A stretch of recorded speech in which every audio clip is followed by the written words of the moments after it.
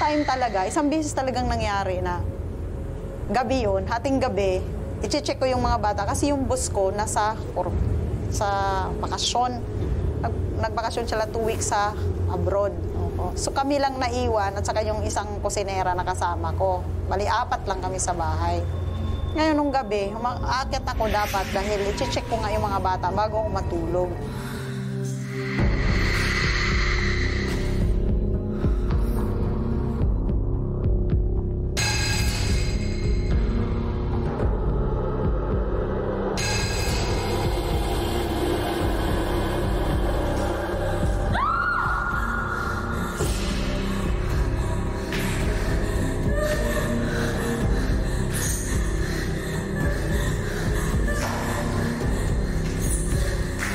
Nakita ko talaga yung wild lady naglakad, umakyat sa hagdan.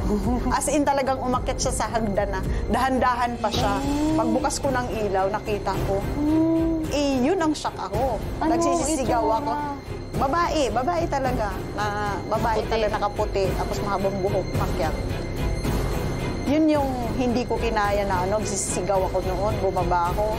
Ginising ko yung kusinera, yung kasama ko. Sabi niya, ano nangyayari sa'yo? Bakit ka ganyan?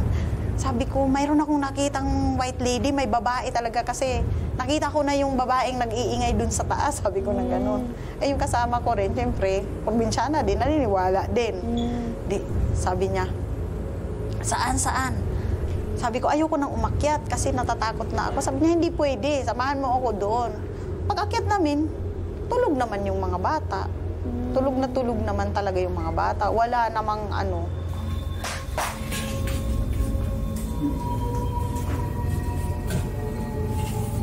Sila ba to? Hello? Hello? Hindi naman ah. Malaga ako. Ala, ba't may pasa?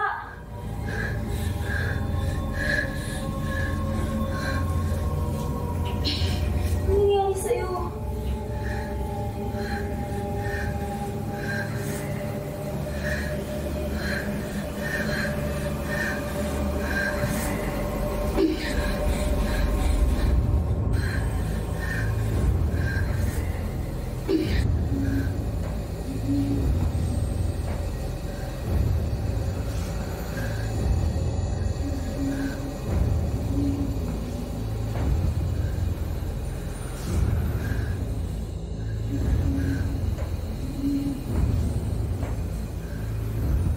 So, sa tingin niyo po siya yung nagpapaiyak dun sa mga bata?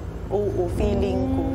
Sinabi niyo dun sa amo niyo? Siyempre po, hindi naman nila Hindi maintindihan. Hindi naman, sure naman na hindi sila maniniwala, hindi naman yung Pilipino eh. Paano ho yun pag ganun? Nagstay pa ho kayo sa bahay na yun matagal?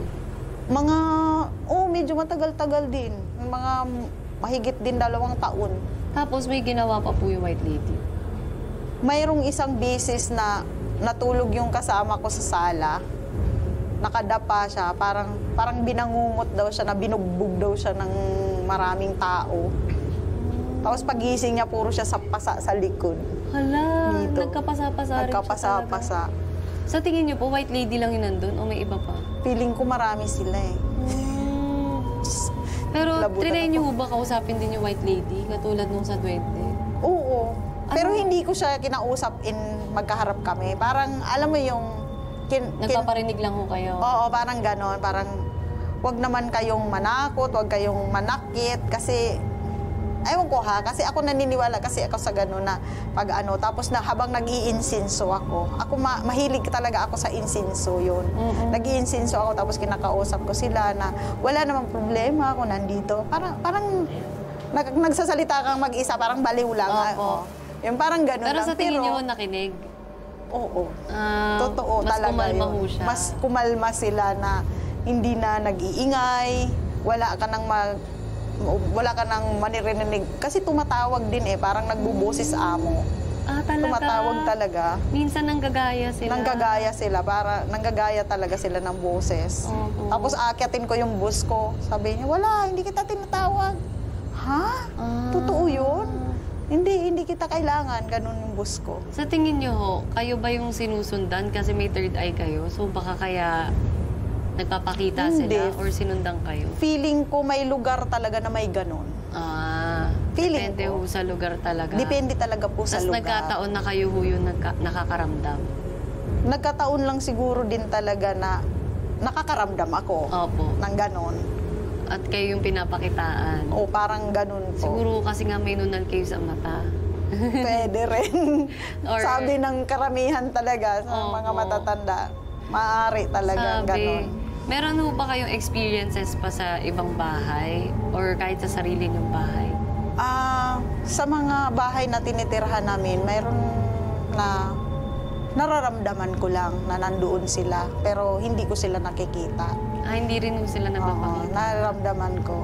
At ang lagi kong pinapakiusap, pag may nararamdaman ako ng ganon, talagang kinakausap ko sila, sinasabi ko sila na walang problema kung nandiyan kayo, basta umiwas lang kayo na hindi namin kayo Masasaktan. masagasaan, masasaktan. Kasi kayo ang nakakita. Lagi kong sinasabing ganon. Na, Hindi namin kayo nakikita. Oo. Or kung magpakita man kayo, wag naman yung Mananakot. hindi ko kayo kayang harapin. Kasi di ba, mamaya kakaiba yung hitsura nyo eh. Tapos hindi ko kayang harapin. Wag naman ganon. Lagi ko talagang ginaganon. Lagi kong sinasabi yan kahit saan. Kung may lahi po kayong ganun, yung mga anak niyo po ba nakakaramdam din? Oo. Nakakaramdam din. Lahat sila, yung 3 kong anak nakakaramdam. So napapasa ho talaga. Siguro talaga sa sa lahi ng mga Opo, ng tao, manggagamot. lahi ng manggagamot na mayroon talaga silang kakayahan talaga na Maipasa.